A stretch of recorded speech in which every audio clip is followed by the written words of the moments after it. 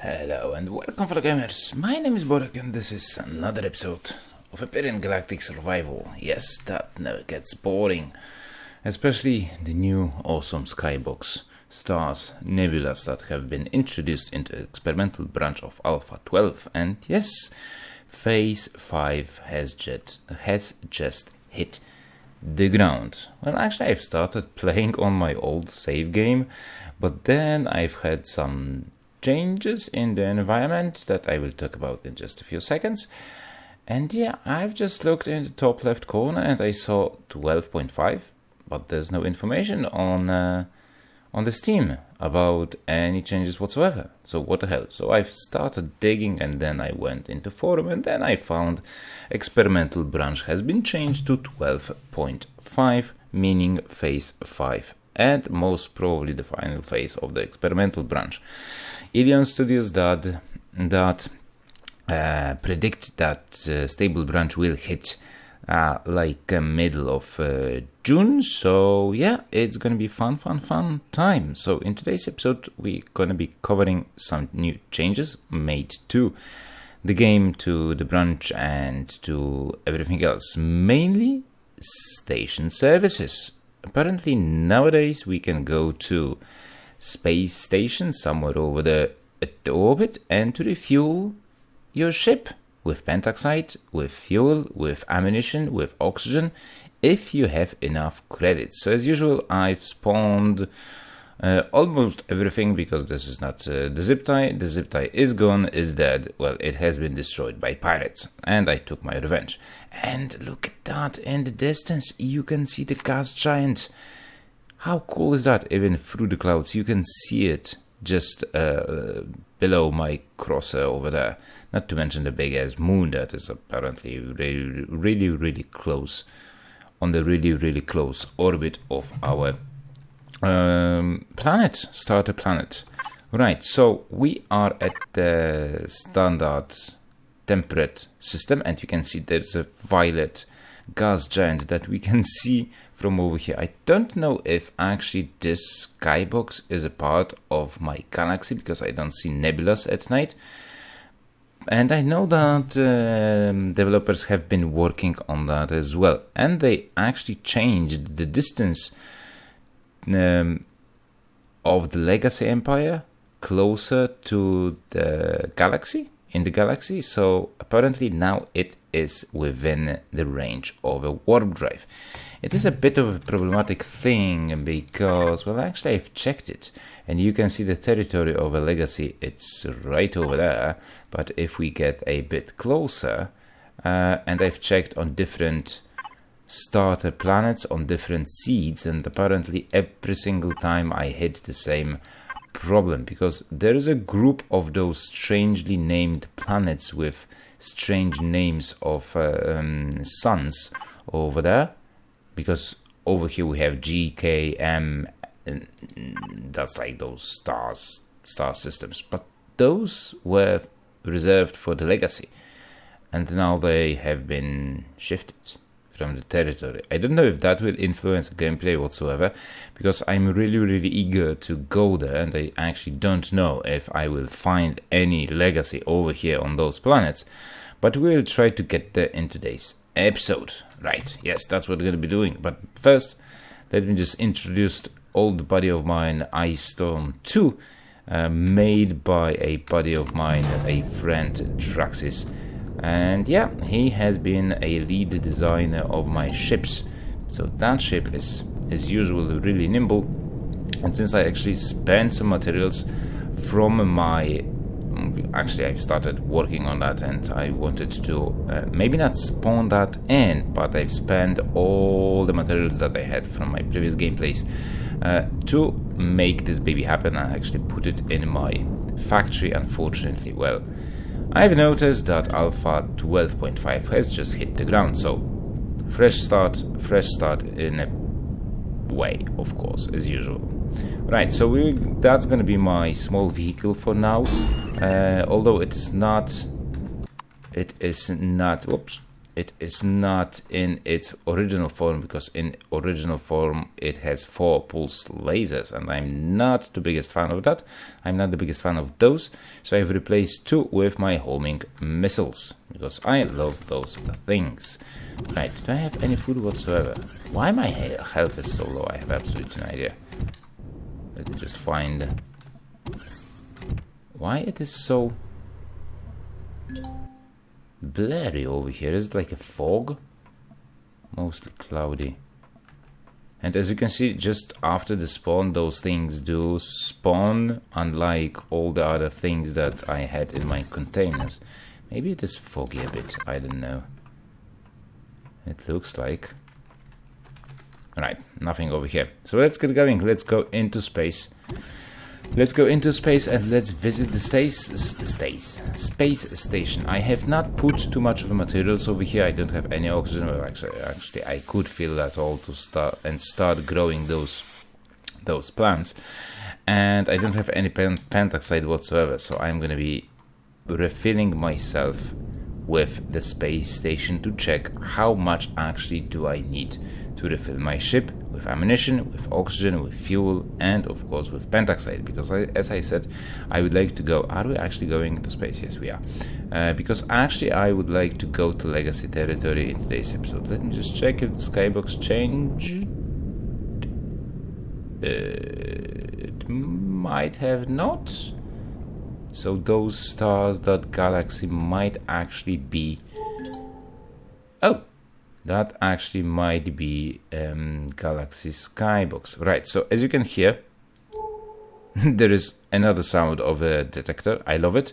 I absolutely love it. And it hears awesome.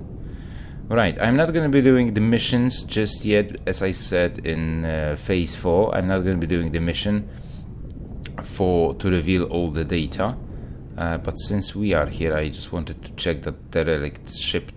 Because I remember doing a mission and it looks a bit different than the one I've boarded way back. But yeah, does it move? Or I'm moving? No, it does not move. Okay, cool, but it looks most definitely a bit different. I'm not doing any changes because, oh, those nebulas are so fantastic, and they fade out as they are 50 light years away from you. They will fade out and completely disappear if they are 250 light years away. So yeah, devs have been working on that as well. Oh man, those views will never get me bored. Right, there is a space station somewhere over there, orbital trading station, so we need to get there. We need to get within 300 meters. Oh, isn't that amazing? We have to get there like within a range of 300 meters to refuel. There is supposed to be a tab. By pressing P will bring the tab of the service menu of your ship, and then there's the tab of service station. So yeah, let's go there, let's check it, and let's see how cool it's gonna be. Freighter Ajax Polaris. No, not interested in that. Man, this is really something awesome. Right, 18 kilometers away. It's not that far, so let's hope we'll get there intact. Now I actually have 2 violet markers. There's a pilot station. I think that pilot station is like part of a mission. Don't spoil the surprise for me, because I would like to experience that. Of course, together with you guys, as soon as stable branch will hit. There's a Polaris mine, so that is going to be a target for my capital vessel to recapture, because that's what I usually do, where I can find my Kraptones and other parts. And let's hope that there's going to be some new wreckages that I will be able to find, or maybe I will snatch shoebox that I will later on evolve into something better. Right, let me just get to that orbital trading station, and as soon as we are close, I will let you guys know. Okay then, so here we are, 300 meters away from the station. Let's get a bit closer, just in case just in case. Park it. Make a beep. Hello, I'm here. Press P. And there you go. There is a station service tab. There is no base with a station service nearby, or your reputation is not at least neutral. What do you mean it's not neutral? It's neutral. That's Polaris. And those space stations were supposed to be near the starter planets, temperate planets, and that is a temperate planet. Grrr. Right, let's see what I can do about that. Okay, I am a derp. It was not supposed to be orbital trade station or trading station, but trading station on the temperate planet. And yes, we are back on the starter planet. There's a trading station, so as you press P, you will bring up the station service menu, and over here you get the Welcome to Space Station Services at Trading Station Polaris. Great! Since reputation to Polaris is friendly, so the price modifier is 0. Available station services times local cost factor. Okay, so O2 seems to be expensive, fuel seems to be expensive, warp drive not so much, ammunition is cheap as hell, but repair times 8. Okay, so I have like 100,000 credits, because way in the back I've sold so many boosts that it is it was really worth it to get those. Now it's a bit shifted, but if I do some damage to my... Can I do the damage to my ship? How can I do damage to my ship with my things? I've saved the template.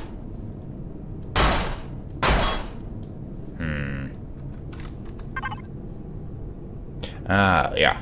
So you've been attacked or changed block or device within less than 30 seconds. I don't know what that means and why it is important. Maybe because you cannot hide. I can hear some strange noises outside, probably some ant-mans.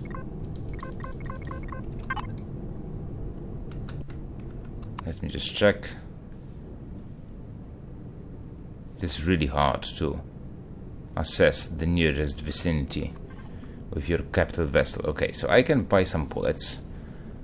Is it 400, 500 credits per 1000? I think it is. Unfortunately, there are no buy buttons over here, so that kind of sucks. If I will buy a bit more, that's going to be more than perfect. Unfortunately, I cannot buy ammunition for my rocket launcher, so that kind of sucks. The ship is not damaged, so I won't get any price for the repairs since the last saved. Cost per unit of oxygen. Okay, so you can change the slider to fill to required level, or you can actually input required level 30. No.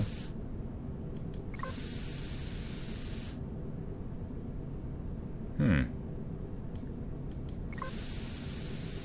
50.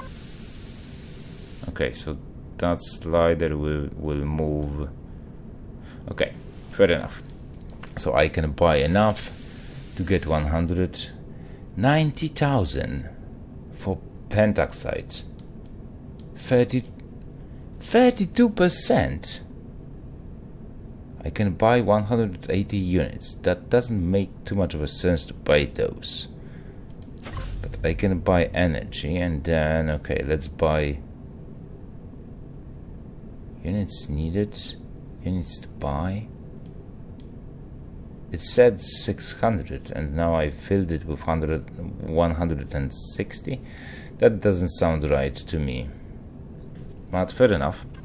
I will need more than that to get to the destination where I would like to go. like 3 times of a tank of those tanks. That's a spawn point. So yeah, it's not that bad. It's really cool to have those station services, because now I really don't have to do anything, do any mining. I can just do salvaging and taking over, and yeah, that is really cool stuff. And even I don't have to do any repairs. Now let me just see if that will also work on my small vehicle, on my flyer, which it is much easier to destroy with weapons that I have in my hand. But of course we have to wait 30 seconds to get that thing going again. Statistics of a ship, CPU statistics. That's nice. Let's actually have a look what is actually inside in here. I think Draxis did like CPU extender up to level 3 with 2 of those. So I have a really great amount of CPU blocks or CPU calculation units. Total devices gave me 27,000. And we can allocate 400. That's really nice. Okay, so I can shoot. Right. Completely forgot about that. Make a template. Oh, now if I start shooting at it, just want to see the repair cost. Oops. That was rough. I don't think I wanted to actually do that.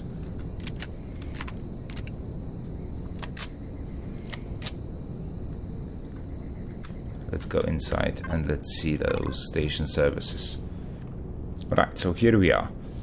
Repair cost is 1,700 credits just for 2 blocks. That is really expensive. That is really expensive if you want to repair a ship on repair times 8. Okay, so those factors, those calculation factors will influence greatly how much. I can't buy LS charges in here as well, or any other type of ammunition like those homing rockets. That's really interesting.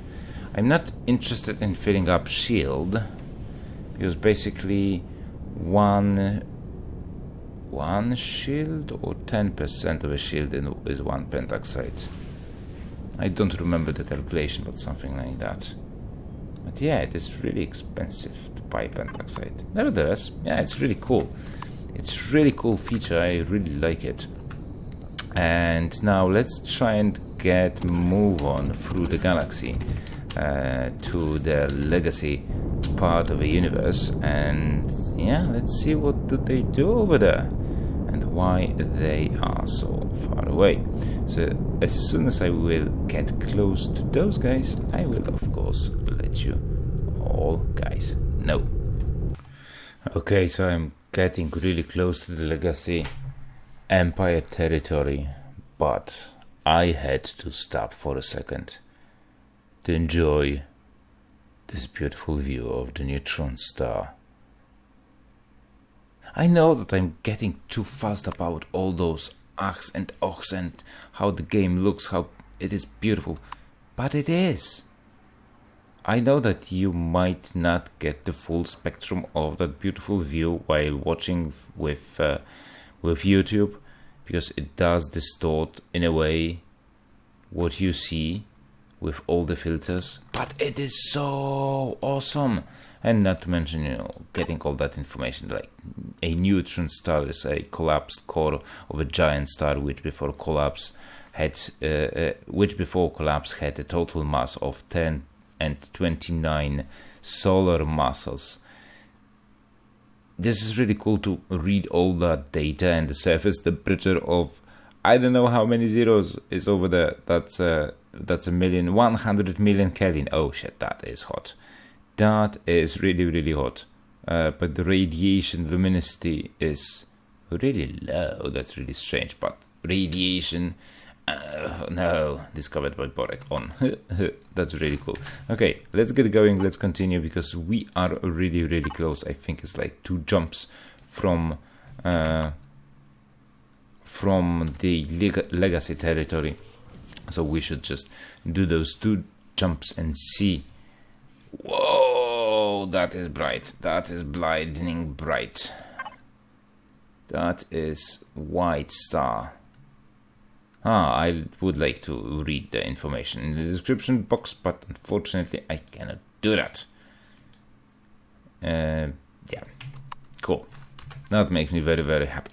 But officially, well, in a way, of course, officially we are going to be going into the Chama Alpha N1A type of solar system, which is supposed to be run by a legacy empire.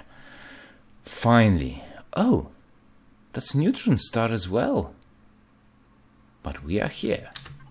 We have arrived. And there's 1 planet, 1 gas giant, without any moons whatsoever.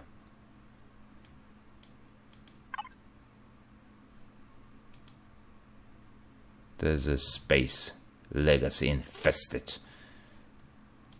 Shall we go there? Shall we check it out? So what do we have?